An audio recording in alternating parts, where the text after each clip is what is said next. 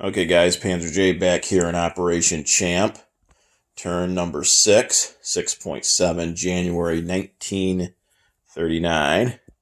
So we finally saw some combat breakout on a fairly large scale. The Japanese went down into the Money Islands and took all of them, except for Maluku Islands, but that one isn't even worth anything. So I wouldn't think that would be a big deal to Japan that they weren't able to take that particular territory on their turn.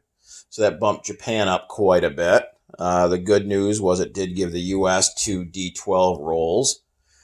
And Madman Dan went ahead and rolled for me, and he got a 12, so perfectly average, 50% on the rolls. So that took us from 7 to 19. So not too bad. Of course, I would prefer it a little bit above average, but definitely didn't want a low number, so I'll take the 12. So now we're up to 19 as the United States. Other than that, not too much going on. Nations mostly just positioning themselves for the inevitable conflict. We still got fighting going on in South America. And that's about it right now. So the U.S. has, now they're at 19. They have reached the first income threshold to actually engage in some action. So they're past the 15 IPP mark. So at 15 IPPs, they can close the Panama Canal to other powers, and they may lend lease to nations at war with a major power. So they've got a couple of more things they can do this turn because of hitting that first income threshold. So on to our tech rolls. So we've got 6 again this turn for the United States. We are going to shoot for advanced artillery, strategic rockets, and heavy battleships, all at stage 1. And then we're going to try for long-range aircraft again for the 6th turn. We haven't hit that yet. So long-range aircraft, heavy carriers, and attack transports, all 3 of those are not currently on the board. So those are going to be our 6 attempts. So let's go ahead with advanced artillery first at a 7 or higher. And we got a 3, so we missed that. Then it's long-range aircraft, 7 or higher. A 4, we missed that. Strategic rockets, 9 or higher. A 3, we missed that. Let's see. Heavy battleships, 7 or higher. An 11, we got that. Heavy carriers, 8 or higher. A 2, we missed that. And attack transports, 8 or higher. A 3, so wow.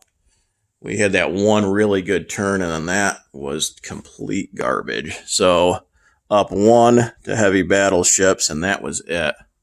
Not so good anymore. I think we're still in the lead with 7 at stage 2, but wow, 1 out of 6, and still cannot hit long-range aircraft. Terrible, terrible.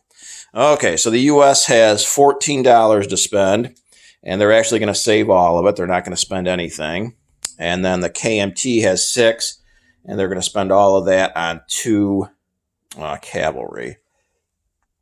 So for combat, we do have 1 combat move. So I was curious as to down here on the border with Pampas and Gran Chaco. It looks like there might be a sliver down in the corner there that isn't jungle. So I was curious if this cavalry here in Pampas could move too, because jungle does slow down land units movement to a 1. So talking over it with the guys, we think that it's supposed to be all jungle there bordering on Gran Chaco. So this cavalry can only move 1. So our 1 combat is going to be this infantry in Gran Chaco is going to come down 1, 2. But no, I don't know how to pronounce that, but that's southern Argentine territory. And then our fighter in Rio is going to go 1, 2, 3 and join the combat. So it's got a movement of 2 left because it's coming from an air base. So, but it only needs 1 movement left anyways because it's only going to move back 1. So we're going to attack that infantry. So he'll defend at a 4. and I'll have an infantry at a 2 and a fighter at a 6. And that's our only combat. So let's go ahead and roll. First, our fighter at a 6 and a 5 hits. So we took out the infantry. I'll roll my infantry at a 2. Anyways, we miss with a 10. So now his infantry at a 4 in return, and 8 misses. So we take out his infantry down there, and that is another territory. And again, I don't have the markers. Hopefully today, actually, I'm expecting the order from HBG. So that'll include Brazilian and Argentine markers, as well as some different color units that I'm going to replace these white, because the white, they're all white. It's really hard to differentiate who's who. So hopefully by my next turn, we'll have this looking a little bit different and a little bit easier to follow. So this is Brazilian as well. So that is up to our 6th territory. Okay. So for non-combat, we're going to have this cavalry and Pampas move 1 to Gran Chaco. The artillery come down 1, as well as all 3 infantry will go down into Gran Chaco. The fighter is going to move back 1 to Gran Chaco, and the cavalry in Rio is going to come down 1 to Pampas. So that's it for non-combat with the Brazilians. So on to the U.S., we're actually going to move some ships around here. We still can't touch any of our ships in the Pacific, but we shouldn't have any issues moving ships here in the Atlantic. So we are going to take this naval transport and this destroyer, and we're at a major naval base, and they're going to come up 1, 2, 3 up into Sea Zone 30. Off the card in 43, this transport's going to come off 1 and go 1 up to 30. And we're also going to have a light cruiser come off this card and go up 1 to Sea Zone 30. This light cruiser over here in 75 is going to come up 1, 2, 3 to Sea Zone 30. And this coastal sub in 43 off the card is going to come up 1 to 30. And then the entire rest of this card consists of 2 heavy cruisers, 2 battleships, and a fleet carrier with a fighter and a tactical. They're going to come down 1, 2 to Sea Zone 75. And that should be it for the United States for non-combat. Over here in China, we've got some non-combat. So we're going to take this stack of infantry that's in Quichao, and I believe it's 6 altogether. Let me double check. Yep, 6 guys, and they're going to move up 1 to Sichuan. So we'll try to fit those guys in there. I'll chip out the 1 guy that's left there in a minute here. So that should be it for non-combat for the KMT. And that's it for non-combat altogether. So on to unit placement. So the U.S. didn't spend any money. The KMT purchased 2 cavalry. So we're going to put both of them down in Quichao. Add that to our stack of cavalry we got. And that is it for unit placement. So now on to our recruitment roll. So we now have 6 territories as Brazil, 2 in Argentina, and our 4 Brazilian. So that's 6. So there was also another question that came up in our discussions if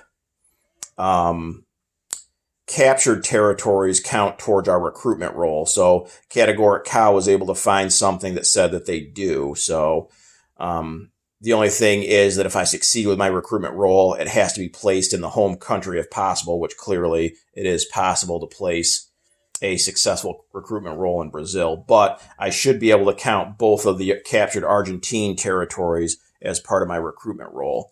So with that being said, I'm up to 6 territories, so I need a 6 or less.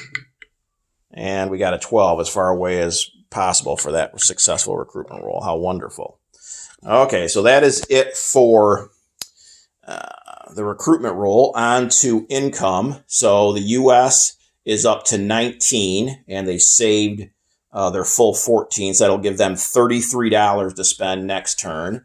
And then the KMT is still at 6, and that's what they'll have. So 33 for the United States and 6 for the KMT. And I'll just go over real quick a couple of the land and sea zones that had some movement so that we know exactly what's where.